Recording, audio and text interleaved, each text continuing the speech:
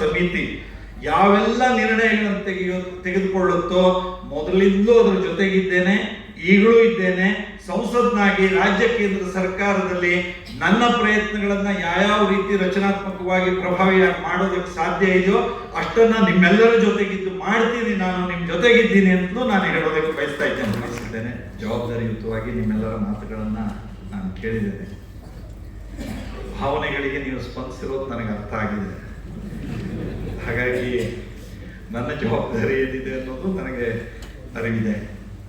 ನಾನು ಮೊದಲನೇದಾಗಿ ಈ ಸಭೆಯನ್ನ ಸಂಘಟಿಸೋದಕ್ಕೆ ಪೂಜ್ಯ ಸ್ವಾಮೀಜಿಯವರು ಬೆಳ್ತಿ ಅಘನಾಶಿನಿ ಕೊಳ ಸಂರಕ್ಷಣಾ ಸಮಿತಿಯ ಅನಂತ ಶಿರ್ಸವರ ಮೂಲಕ ಮತ್ತು ಬೆಂಗಳೂರಿನ ಸ್ವರ್ಣವಲ್ಲಿ ಮಹಾಸಂಸ್ಥಾನದ ಎಲ್ಲ ಅಂಗಸಂಸ್ಥೆಗಳ ಎಲ್ಲ ಪ್ರಮುಖರ ಮೂಲಕ ಬೆಂಗಳೂರಿನಲ್ಲಿ ಈ ಒಂದು ಜನಜಾಗೃತಿ ಚಿಂತನ ಮಂಥನ ಕಾರ್ಯಕ್ರಮವನ್ನು ತಜ್ಞರೊಂದಿಗೆ ಏರ್ಪಡಿಸಿರೋದಕ್ಕೆ ನಾನು ಸಂಸದನಾಗಿ ನನ್ನ ಹೃದಯ ತುಂಬ ಧನ್ಯವಾದವನ್ನು ನಾನು ತೋರಿಸ್ತೇನೆ.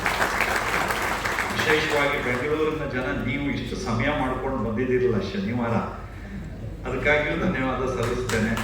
ನಿಮಗೆ ಈ ಒಂದು ಏನು ಜವಾಬ್ದಾರಿ ಕಾಣ್ತಾ ಇದೆಯೋ ಹಾಗೆ ನಮ್ಮ ಪಶ್ಚಿಮ ಘಟ್ಟದ ಕಡೆ ನಮ್ಮ ಊರ ಕಡೆಗೂ ಅದು ತೋರಿಸೋದಕ್ಕೆ ನಿಶ್ಚಿತವಾಗಿ ನಮಗೆ ಸಹಾಯ ಆಗೇ ಆಗತ್ತೆ ಇವತ್ತಿನ ನಿಮ್ಮೆಲ್ಲರ ಪಾಲ್ಗೊಳ್ಳುವಿಕೆ ಅಂತ ನಾನು ನಂಬಿದ್ದೇನೆ. ಪೂಜ್ಯ ಸ್ವಾಮೀಜಿಯವರು ಪೀಠಾರೋಹಣದ ನಂತರ ಧಾರ್ಮಿಕ, ಆಧ್ಯಾತ್ಮಿಕ, ಸಾಂಸ್ಕೃತಿಕ ಹತ್ತಾರು ಮುಖದ ಚಟುವಟಿಕೆಯನ್ನು ಮಾಡ್ತಾ ಇದ್ದಾರೆ. ನಮಗೆಲ್ಲ ಗೊತ್ತೇ ಇದೆ, ಭಗವದ್ಗೀತೆ ಅಂದರೆ ಸ್ವರ್ಣವಲ್ಲಿ ಸ್ವಾಮೀಜಿಯವರು ಅಂತ ಹೇಳುವಂತಹ ಜಾಗೃತಿಯ ಅಭಿಯಾನವನ್ನು ಅವರು ತಗೊಂಡಿದ್ದಾರೆ. ಆದರೆ ಅವರು ನಾಡಿಗೆ ಪ್ರಸಿದ್ಧರಾಗಿರೋದು ಬೇರೆ ಎಲ್ಲ ಚಟುವಟಿಕೆಗಳ ಜೊತೆಯಲ್ಲಿ ಬಹಳ ಮುಖ್ಯವಾಗಿ ಪರಿಸರ ರಕ್ಷಣೆಯಲ್ಲಿ ಅವರು ತಮ್ಮನ್ನು ತೊಡಗಿಸ್ಕೊಂಡಿರುವಂತಹ ಬದ್ಧತೆಯ ರೀತಿ, ಆ ಕಾರಣದಿಂದ ಹಸಿರು ಸ್ವಾಮೀಜಿ ಅಂತ ಹೆಸರು ಅವರಿಗೆ ಬಂದಿದೆ. ಅಷ್ಟು ಬದ್ಧತೆಯಿಂದ ಅವರು ತಮ್ಮನ್ನು ತಾವು ತೊಡಗಿಸ್ಕೊಂಡಿದ್ದಾರೆ. ಹಾಗಾಗಿ ನಮ್ಮ ಹೋರಾಟಕ್ಕೆ ಒಂದು ದೈವಿ ಬಲ ಆ ಎಲ್ಲ ಕಾರಣದಿಂದ ಇದ್ದೇ ಇದೆ ಅಂತ ನಾನು ನಂಬಿದ್ದೇನೆ. ಇವತ್ತು ಗಣ್ಯರೆಲ್ಲ ಹಿರಿಯರೆಲ್ಲ ಮಾತನಾಡಿದ್ದಾರೆ, ತಜ್ಞರು, ಅನುಭವಿಗಳು. ನಾನು ಅವರೆಲ್ಲ ಮಾತುಗಳನ್ನು ಆಲಿಸಿದ್ದೇನೆ. ಅವ್ರು ಕೊಟ್ಟಂಥ ವರದಿಗಳು ನನ್ನ ಕೈಯಲ್ಲಿದೆ. ಇನ್ನೂ ಇದರ ಆಧಾರದಲ್ಲಿ, ಇನ್ನು ಮುಂದೆ ಕೊಡುವಂಥ ಅವ್ರ ಸಲಹೆ ಸೂಚನೆಗಳ ಆಧಾರದಲ್ಲಿ ಇನ್ನೂ ಹೆಚ್ಚಿನ ಒಂದು ತಜ್ಞತೆಯ ವರದಿ ಸಿದ್ಧ ಆಗತ್ತೆ. ಅದು ನಾವೆಲ್ಲ ಅದರ ಜೊತೆಗಿದ್ದು ನಮ್ಮ ಪಾತ್ರಗಳ ನಿರ್ವಹಣೆಯನ್ನು, ಜವಾಬ್ದಾರಿಗಳ ನಿರ್ವಹಣೆಯನ್ನು ನಾವೆಲ್ಲ ಮಾಡೋದಕ್ಕೆ ಸಿದ್ಧ ಇದ್ದೇ ಇದೆ. ನಾನು ಈ ಸಂದರ್ಭದಲ್ಲಿ ಉತ್ತರ ಕನ್ನಡ ಜಿಲ್ಲೆಯವರು, ನಮ್ಮ ಜಿಲ್ಲೆ, ಹಾಗೆ ಪಶ್ಚಿಮ ಘಟ್ಟಕ್ಕೆ ಬಹಳ ಮಹತ್ವ ಇದೆ. ನಾನು ಅದಕ್ಕಿಂತಲೂ ಉತ್ತರ ಕನ್ನಡ ಜಿಲ್ಲೆ ಅನೇಕ ತ್ಯಾಗಗಳನ್ನು ಮಾಡಿರುವಂತಹ ಜಿಲ್ಲೆ. ಈಗಾಗಲೇ ಒಂದು 8 ಡ್ಯಾಮ್ಗಿಂತ ಜಾಸ್ತಿ ಡ್ಯಾಮ್ ಇದೆ. ವಿದ್ಯುತ್ ಕೊಡ್ತಾ ಇದ್ದೀವಿ, ಕೈಗಾ ಇದೆ, ಸೀಬರ್ಡ್ ಇದೆ, ನೇವಲ್ ಬೇಸ್. ನಮ್ಮದು ಉಳಿದಂತೆ ಅಭಿವೃದ್ಧಿಗೆ, ದೇಶದ ಅಭಿವೃದ್ಧಿಗೆ, ರಾಜ್ಯದ ಅಭಿವೃದ್ಧಿಗೆ ನಾವೇನೆಲ್ಲ ತ್ಯಾಗ ಮಾಡಿ ನಾವು ಏನೆಲ್ಲ ಕೊಡಬೇಕು ಅದನ್ನು ಕೊಟ್ಟಿದ್ದೇವೆ. ಆದರೆ ಮತ್ತೆ ಅದರ ಕಾರಣದಿಂದಾಗಿ ನಮ್ಮ ಭಾರವನ್ನ ನಾವು ಅನುಭವಿಸ್ತಾ ಇದ್ದೇವೆ. ಅದರ ಶಿರೂರು ಗುಡ್ಡ ಕುಸಿತ ಆಯಿತು, ಎಲ್ಲಿ ಈ ಮೋಡ ಕ್ಲೌಡ್ ಬ್ಲಾಸ್ಟ್ ಅಂತ ಏನು ಹೇಳ್ತೀವಲ್ಲ ನಾವು, ಅದಾಗಿ ಎಷ್ಟೆಷ್ಟು ಕಡೆಗೆ ಏನೇನು ತೊಂದರೆ ಆಯಿತು ಅಂತ ನಾನು ಕಳಚೆ, ಮತ್ತಿಘಟ್ಟ, ಭಟ್ಕಳ, ಎಷ್ಟು ಊರ ಹೆಸರು ಹೇಳ್ಬೋದು.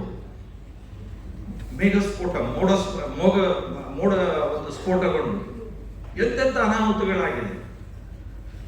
ನೀವು ಪಶ್ಚಿಮ ಘಟ್ಟದ ಸೂಕ್ಷ್ಮತೆಗಳನ್ನು ಅರ್ಥ ಮಾಡ್ಕೊಳ್ಳದೆ ಪಶ್ಚಿಮ ಘಟ್ಟದಲ್ಲಿ ಈ ರೀತಿಯ ಯೋಜನೆಗಳನ್ನ ಹೇರೋದ್ರಿಂದ ಆಗುವಂತ ಅಪಾಯವನ್ನ ಕೇವಲ ನಮ್ಮ ಜಿಲ್ಲೆಯ ಜನ ಮಾತ್ರ ಅನುಭವಿಸೋದಲ್ಲ, ಈ ಇಡೀ ರಾಜ್ಯ, ಇಡೀ ದೇಶ, ಈ ಪ್ರಕೃತಿ ಸೃಷ್ಟಿಯ ಅನುಭವಿಸಬೇಕಾಗತ್ತೆ. ಹಾಗಾಗಿ ನಾವೆಲ್ಲರೂ ಹೇಳ್ತಾ ಇರೋದು, ಈಗಾಗಲೇ ಸಾಕಷ್ಟು ಕೊಟ್ಟಿದ್ದೇವೆ ನಾವು, ಮತ್ತೆ ಇಂತಹ ಯೋಜನೆಗಳು ಬೇಡ ಅಂತ ನಾವು ಹೇಳೋದಕ್ಕೆ ಕಾರಣ ಅಂದ್ರೆ ನಮ್ಮ ಪಶ್ಚಿಮ ಘಟ್ಟದ ಧಾರಣಾ ಸಾಮರ್ಥ್ಯದ ಅಧ್ಯಯನ ಮಾಡಿ, ಈಗಾಗಲೇ ಕೊಟ್ಟಿರುವಂತಹ ಉತ್ತರ ಕನ್ನಡ ಜಿಲ್ಲೆಯ ಧಾರಣಾ ಸಾಮರ್ಥ್ಯದ ವರದಿಯನ್ನು ನೋಡಿ, ಪಶ್ಚಿಮ ಘಟ್ಟ ಕಾರ್ಯಪಡೆ ಕೊಟ್ಟಂತಹ ವರದಿಯನ್ನು ನೋಡಿ, ಅಲ್ಲಿಯ ಸೂಕ್ಷ್ಮತೆಗಳು ಏನಿದೆ ಅಂತ ಅದರ ಆಧಾರದಲ್ಲಿ ನಾವೆಲ್ಲ ಮುಂದೆ ಹೆಜ್ಜೆಯನ್ನು ಇಡಬೇಕು ಅಂತ ನಾವೆಲ್ಲ ಹೇಳ್ತಾ ಇದ್ದೇವೆ. ಮುಖ್ಯಮಂತ್ರಿಗಳನ್ನ ಭೇಟಿ ಮಾಡಿದ ನಮ್ಮ ನಿಯೋಗದ ಸಂದರ್ಭದಲ್ಲಿಯೂ ಸಹ ನೀವು ಪಶ್ಚಿಮ ಘಟ್ಟದ ಧಾರಣಾ ಸಾಮರ್ಥ್ಯದ ಅಧ್ಯಯನ ಆದ ಹೊರತು ಯಾವುದೇ ಯೋಜನೆಗಳಿಗೆ, ಬೃಹತ್ ಯೋಜನೆಗಳಿಗೆ ನೀವು ಅನುಮತಿಯನ್ನು ಕೊಡಬಾರದು ಅನ್ನೋದನ್ನು ಸ್ಪಷ್ಟವಾಗಿ ಹೇಳಿದ್ದೇವೆ. ಆದರೆ ಈ ಧ್ವನಿ ಇನ್ನೂ ಬಲಗೊಳ್ಳಬೇಕಾಗಿದೆ. ಹಾಗಾಗಿ ಈ ರೀತಿಯ ಸಂಘಟನೆಗಳ ಅಗತ್ಯತೆ ಇದ್ದೇ ಇದೆ. ಈಗಾಗಲೇ ನಮ್ಮ ಜಿಲ್ಲೆಯಲ್ಲಿ ಅನೇಕ ಒಂದು ಸಂಘಟಿತ ಪ್ರಯತ್ನಗಳು, ಅನೇಕ ಈ ರೀತಿಯ ಯೋಜನೆಗಳ ಬಗ್ಗೆ ನಡೆದೇ ಇದೆ. 3 ಯೋಜನೆ ಇದೆ, ನಮಗೆಲ್ಲ ಗೊತ್ತೇ ಇದೆ. ಶರಾವತಿ ನದಿ ತಿರುವಿನ ಯೋಜನೆ ಇದೆ, ಬೇಡ್ತಿ ಯೋಜನೆ ಇದೆ, ಅಘನಾಶಿನಿ ಯೋಜನೆ ಇದೆ. ಈ 3 ಯೋಜನೆಗಳು ಒಂದೇ ಕಾಲಕ್ಕೆ ಬಂದ್ಬಿಟ್ಟಿದೆ. ಹಾಗಾಗಿ ಜಿಲ್ಲೆಯ ಜನ ಅದರ ಭಾರದಿಂದ ಮತ್ತಷ್ಟು ಕಂಪಿತರಾಗ್ತಾ ಇದ್ದಾರೆ. ನಾವು ಈ ಎಲ್ಲ ಪರಿಸ್ಥಿತಿಯಿಂದ ಹೊರಗೆ ಬರಬೇಕು ಅಂದ್ರೆ ನಮ್ಮ ಸಂಘಟನೆ ಇನ್ನಷ್ಟು ಹೆಚ್ಚು ಬಲಗೊಳ್ಳಬೇಕು. ಜನವರಿ 11ರ ಸಮಾವೇಶದ ಮೂಲಕ ಸರ್ಕಾರವೇ ಹೇಳಬೇಕು, ಉತ್ತರ ಕನ್ನಡ ಜಿಲ್ಲೆಗೆ ನಾವು ಈ ರೀತಿ ಬೃಹತ್ ಯೋಜನೆ ಘೋಷಿಸೋದಿಲ್ಲ, ಈಗಾಗಲೇ ಸಾಕಷ್ಟು ಕೊಟ್ಟಿದ್ದೇವೆ, ನಿಮ್ಮ ಮೂಲಭೂತ ಅಭಿವೃದ್ಧಿಗೆ ಇನ್ನೇನು ಬೇಕು ಅದನ್ನು ಕೊಡ್ತೇವೆ ನಾವು ಅಂತ ಸರ್ಕಾರ ಹೇಳಬೇಕು. ಆ ರೀತಿಯ ಒಂದು ಜನಾಭಿಪ್ರಾಯ ರೂಪಿಸುವಂತ ಪ್ರಯತ್ನ ನಮ್ಮಿಂದ ಆಗ್ಬೇಕು. ನಮ್ಮ ಕೊರತೆಗಳನ್ನು ನಾನು ಮತ್ತೆ ಹೇಳೋದಿಲ್ಲ, ನಿಮ್ಗೆಲ್ಲ ಗೊತ್ತೇ ಇದೆ. ರಸ್ತೆ ಇಲ್ಲ, ಅದಿಲ್ಲ ಅನ್ನೋದು ಬೇರೆ. ಈಗ ಹೊಂಡ ತುಂಬಿದ್ರೆ ಸಾಕು ಅನ್ನೋ ಲೆವೆಲ್ನಲ್ಲಿ ನಾವಿದ್ದೇವೆ. ನಿಮ್ಗೆ ನಾ ಮತ್ತೆ ಹಿಂಗಿದೆಲ್ಲ ಹೇಳಿದ್ರೆ ನಿಮ್ಗೂ ಗೊತ್ತು, ನಮಗೂ ಗೊತ್ತು ಇರೋ ಸ್ಥಿತಿಗಳು. ನಮಗೆ ಇನ್ನು ಬೇರೆ ಬೇರೆ ಅನೇಕ ಸೌಲಭ್ಯಗಳು ಬೇಕು. ನೀವು ಆಸ್ಪತ್ರೆ ಹೇಳ್ತಿರೋ, ಇನ್ನೊಂದು ಎಷ್ಟು ಹೇಳಿದ್ರು ಅದೆಲ್ಲದೂ ಬೇಕಾಗಿದೆ. ಮೂಲಭೂತ ಅಗತ್ಯತೆಗಳ ಕೊರತೆ ಇದೆ, ನಮ್ಗೆ ಇನ್ನೂ ಸಾಕಷ್ಟಿದೆ. ಆದ್ರೆ ಅದ್ರ ಬಗ್ಗೆ ಹೆಚ್ಚಿನ ಗಮನಗಳು ಯಾವ ಸರ್ಕಾರದಲ್ಲೂ ಹಿಂದೆ ನಮ್ಮ ಜಿಲ್ಲೆಗೆ ಸಿಕ್ಕಿರೋದು ನೋಡ್ಲಿಲ್ಲ. ಹಾಗಾಗಿ ಈ ರೀತಿಯ ಯೋಜನೆಗಳು ಬೇಕು ಅಂತ ಆದ್ರೆ ನಮ್ಮ ಧಾರಣಾ ಸಾಮರ್ಥ್ಯದ ಅಧ್ಯಯನ ಬರಲಿ, ಪಶ್ಚಿಮ ಘಟ್ಟದ ಕ್ಯಾರಿಂಗ್ ಕೆಪಾಸಿಟಿ ಸ್ಟಡಿ ವರದಿ ಬರಲಿ, ಆಮೇಲೆ ಸರ್ಕಾರಗಳು ಯೋಚನೆ ಮಾಡಲಿ. ಜನತೆಯ ಅಗತ್ಯತೆಗಳು ಇದ್ದೇ ಇದೆ. ಆದ್ರೆ ಈ ಅಗತ್ಯತೆಗಳನ್ನ ಪೂರೈಸೋದಕ್ಕೆ ಸರಳವಾದ ಮತ್ತು ಬೃಹತ್ ಯೋಜನೆಗಳನ್ನು ಅಷ್ಟೇ ಯೋಚಿಸಬಾರದು. ಸ್ವಲ್ಪ ಕಠಿಣವಾದ ಸವಾಲಿನ ಯೋಜನೆಗಳನ್ನು ಯೋಚಿಸಬೇಕು. ಸ್ಮಾಲ್ ಇಸ್ ಬ್ಯೂಟಿಫುಲ್ ಯಾವಾಗಲೂ ಇದ್ದೇ ಇದೆ.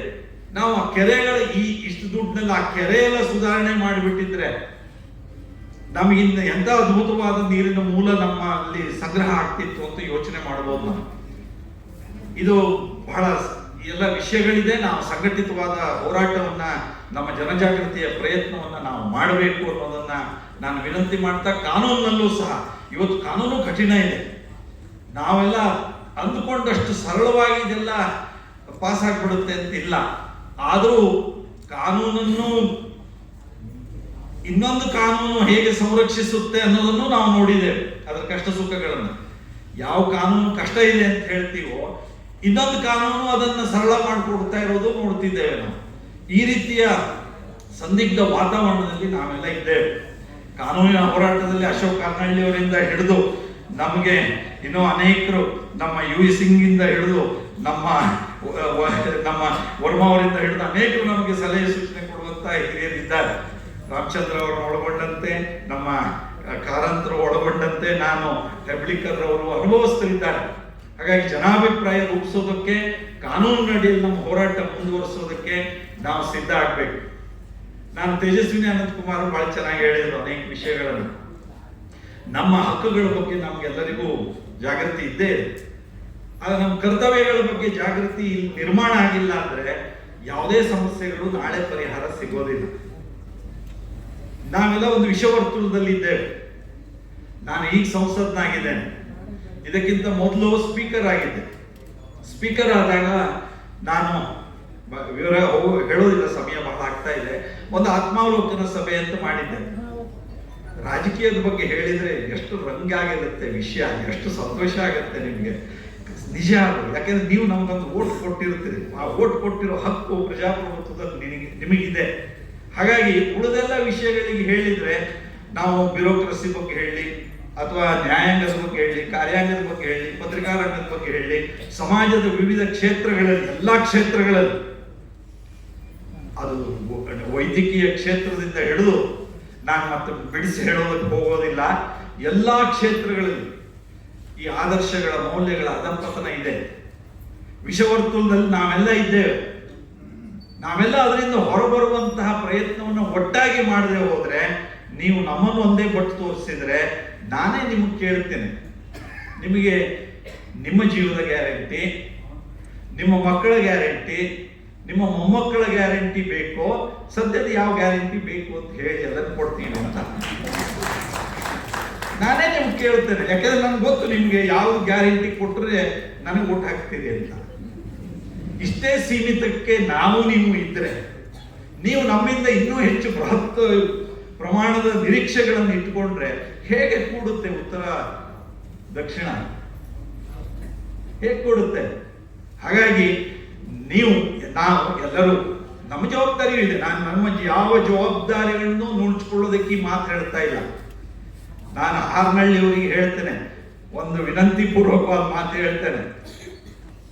ಸರ್ಕಾರಗಳು ಬದಲಾದ್ರೆ ನೀತಿಯೂ ಬದಲಾಗತ್ತೆ, ನಿರ್ಧಾರಗಳು ಆಗೇ ಆಗತ್ತೆ ಅನ್ನೋದನ್ನ ನರೇಂದ್ರ ಮೋದಿಜಿಯವರು ತೋರಿಸ್ಕೊಟ್ಟಿದ್ದಾರೆ. ಆ ವಿಶ್ವಾಸದಲ್ಲಿ ನಾವೆಲ್ಲ ಇದ್ದೇವೆ.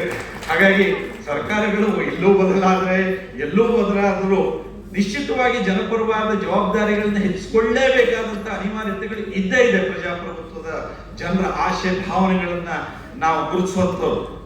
ಹಾಗಾಗಿ ನಮ್ಮೆಲ್ಲರ ಜವಾಬ್ದಾರಿ ಇದೆ. ಈ ರೀತಿಯ ಯೋಜನೆಗಳು ಬಂದಾಗ ಅಥವಾ ಭವಿಷ್ಯದ ಜನಾಂಗದ ಪ್ರಕೃತಿಯ ಈ ರಕ್ಷಣೆಯ ವಿಷಯಗಳು ಬಂದಾಗ ನಾವೆಲ್ಲ ಪಕ್ಷಾತೀತವಾಗಿ ಒಂದಾಗಿ ಒಟ್ಟಾಗಿ ಯೋಚಿಸಬೇಕು. ಆದ್ರೆ ಜನತೆಯ ಅಗತ್ಯತೆಗಳನ್ನು ಪೂರೈಸೋದಕ್ಕೂ ಅದೇ ಪ್ರಮಾಣದ ಬದ್ಧತೆಯ ಪ್ರಯತ್ನಗಳು ನಮ್ಮಿಂದ ಆಗ್ಬೇಕು. ಹಾಗಾದಾಗ ಸಮತೋಲನದ ಒಂದು ಅಭಿವೃದ್ಧಿ ಆಗತ್ತೆ ಮತ್ತು ಈ ರೀತಿಯ ಪ್ರಕೃತಿಯ ರಕ್ಷಣೆ ಆಗತ್ತೆ ಅನ್ನುವಂತ ನಂಬಿಕೆ ನಮ್ದಿದೆ. ಆ ಎಲ್ಲ ಹಿನ್ನೆಲೆಯಲ್ಲಿ ಈ ರೀತಿಯ ಸಭೆಗಳು ನಮ್ಮಲ್ಲೂ ಜಾಗೃತಿಯನ್ನು ನಿರ್ಮಿಸುತ್ತೆ, ಸಮಾಜದಲ್ಲಿ ಜಾಗೃತಿಯನ್ನು ನಿರ್ಮಿಸೋದ್ರ ಜೊತೆಯಲ್ಲಿ ಸಂಘಟಿತಗೊಂಡಾಗ ಸರ್ಕಾರಗಳು, ಪ್ರಜಾಪ್ರಭುತ್ವಗಳು ಸಂಘಟಿತ ಧ್ವನಿಯಾಗಲೇಬೇಕಾಗತ್ತೆ. ಆ ರೀತಿಯ ಜನರ ಭಾವನೆಗಳ ಧ್ವನಿ ಸರ್ಕಾರ ಆಗೋದಕ್ಕೆ ನಾವೆಲ್ಲ ಕಾರಣರಾಗೋಣ ಅಂತ ಆಶಿಸ್ತಾ ನನ್ನ ಮಾತು ಮುಗಿಸ್ತೇನೆ. ನಮಸ್ಕಾರ. ಯಾವೆಲ್ಲ ನಿರ್ಣಯಗಳನ್ನು ತೆಗೆದುಕೊಳ್ಳುತ್ತೋ ಮೊದಲಿಂದಲೂ ಅದರ ಜೊತೆಗಿದ್ದೇನೆ, ಈಗಲೂ ಇದ್ದೇನೆ. ಸಂಸದ್ನಾಗಿ ರಾಜ್ಯ ಕೇಂದ್ರ ಸರ್ಕಾರದಲ್ಲಿ ನನ್ನ ಪ್ರಯತ್ನಗಳನ್ನ ಯಾವ ರೀತಿ ರಚನಾತ್ಮಕವಾಗಿ ಪ್ರಭಾವಿಯಾಗಿ ಮಾಡೋದಕ್ಕೆ ಸಾಧ್ಯ ಇದೆಯೋ ಅಷ್ಟನ್ನ ನಿಮ್ಮೆಲ್ಲರ ಜೊತೆಗಿದ್ದು ಮಾಡ್ತೀನಿ. ನಾನು ನಿಮ್ಮ ಜೊತೆಗಿದ್ದೀನಿ ಅಂತಲೂ ನಾನು ಹೇಳೋದಕ್ಕೆ ಬಯಸ್ತಾ ಇದ್ದೇನೆ. ನಮಸ್ಕಾರ.